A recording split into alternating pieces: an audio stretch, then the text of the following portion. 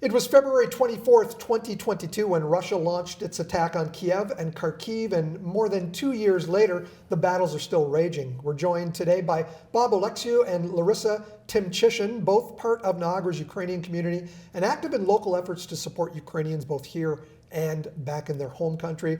Bob, are we still receiving Ukrainian refugees here in Niagara? Yes, Mike. First off, thanks for having us back again. I think it's our pleasure. It's great to be able to speak to this issue again. And yeah, we have a lot more people coming. The big funding project, the CUAET program, is closing at the end of this month. So we're seeing a lot of Ukrainians who are newcomers coming to the Niagara region. We're glad we're able to support them. We have the systems in place to complement what they're coming with. So we see the numbers increasing. We have some staff that are dealing with that daily, and that's where our expertise comes in. You know, the ladies that we have working for us. And they're refugees themselves, yes, right? Yeah, they're newcomers just recently to Canada in the last 2 years. And so they know the hurdles and the obstacles, and they have young children, so they understand the issues with schooling, with daycare. So we're really glad that they're able to help out, but we are seeing the numbers increase, and we're a little bit concerned at the end of this program if another one's going to be created. Does it also mean that there's going to be some people whose applications are still in limbo when that closes? Yeah, that's our big concern. Throughout Canada, we have had 1.18 million people apply for this program, and only so far 250,000 have taken advantage of all that it has to offer. So there are a number that are stuck in transit. We're not sure how that's going to be handled once this program cuts, whether or not the government will allow them to continue on. We're advocating for that continuation, but we're not sure what they'll allow us to accommodate. What's involved in your program at Folk Arts to help these new citizens assimilate here into Niagara? Yeah, we've got a really phenomenal program. One of the first steps, they'll come into our Welcome Center, and we'll evaluate what they need. We've got 3 big hurdles that newcomers encounter. The first being housing. I mean, we see the situation with the increase in rent rates and everything else. So just for people from Canada, it's been difficult. So the newcomers are encountering that. And then we have the hurdles of language. That's a big hurdle that we are finding that they're encountering difficulty. So we have English as a second language classes ongoing. We've had to increase our staffing in that department. Right. And the other one is employment. And we have employment services. We send out our settlement staff to job fairs, and we host our own job fairs. And there's a number of local businesses that have been phenomenal in supporting our Ukrainian newcomers and providing them employment, because we want them to have a sense of worth when they get here and be beneficial to the community at large. Now, I know you're also involved in organizing the aid that gets sent over. But Laryssa, that's a big part of your responsibility with the church. It sure is. Can you tell me about some of the efforts that have happened in the past? What is ongoing? Yes, so we are currently sending every week to Ukraine packages of aid, so items including tourniquets, chest seals, medical items that can be used on the front line, coats for children in Kharkiv, diapers. Basically, we hit all fronts if we can, and we have packages going out weekly. We actually have a member of our committee leaving on Friday to go to Ukraine to deliver some drones and medical equipment and to make some connections in Ukraine there. And we're just shy of 5,000 cases of humanitarian aid that have been sent from the church, 470 tourniquets, which equals up to $23,000. Wow. It's just...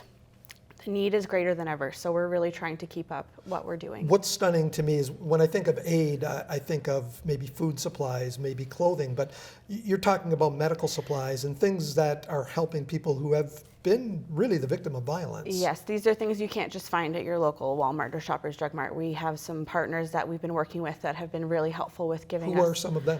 A few groups within the region. So Warehouse of Hope in Niagara, not just tourists, Dr. Ken Taylor and his wife Denise have been wonderful with supplying us certain medications and supplies. A group called Allied Health who has been working with us on pricing for some certain items. We're basically just trying to utilize every connection we can possibly make to be able to send more. You brought some things in. I did. I'm looking at this. This is very interesting. So this is a trench candle made in my kitchen. Okay. So it's corrugated cardboard rolled up with paraffin wax, and this will get hot enough to boil water, to dry out clothing, dry out the trench walls.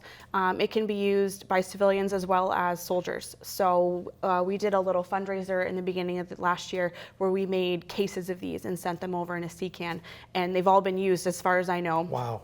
Yeah, and so some of our volunteers wrote little messages of hope and good words for them. So, What do we have here? that's a tourniquet. So this is about $55, and this is part of the $23,000 that we have sent over so far just in tourniquets. This will literally save somebody's life on the front line or a civilian also. So. And this is an example of the drone. This is an example of the drone, yeah. So one of the two types we're sending. This is the basic level, so basically for reconnaissance. So this is actually going to be on a plane on Friday going to Ukraine with one of our committee members. These are in high demand because this is the way this war has been fought from the beginning, is drone warfare. And this retails about, I think it's $3,400.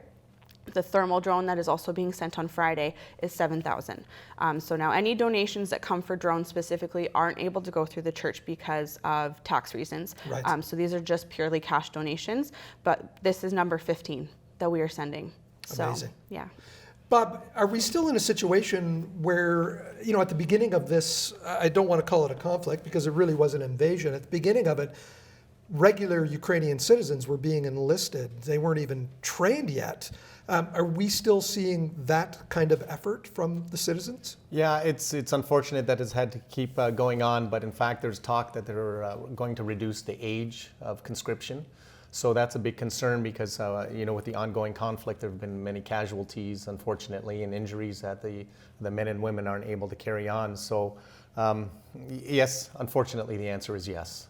It's still something that's ongoing, and we're hoping that'll come to an end when this whole conflict ends. And I think that just signifies the need for this humanitarian aid, these things like these items that we're looking at today. Yeah, like Laryssa said, it's a lot of civilian casualties as well. And one of the other things that's going over is little rubber boots for search dogs because of the collapse and the devastation that these dogs are searching through glass and shards of concrete, and so this is another one of the things that we're sending over to help out the way we can. Laryssa, Folk Arts Festival is coming up soon. Are there some fundraising efforts going on during those celebrations? Yes, so we run a Pierogies for Peace fundraiser once a month. It's usually a takeout dinner, and $15 you get pierogies, sausage, sauerkraut, and sour cream, and 100% of those fundraising items go towards items like this. That happens monthly.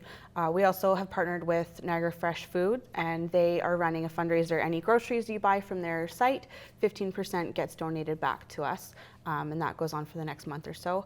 The best way to keep in touch with fundraisers is through the website, really, because we're constantly adding new items that are coming up. We try and do something at least once a month to bring some money in. That's perfect. So, yeah.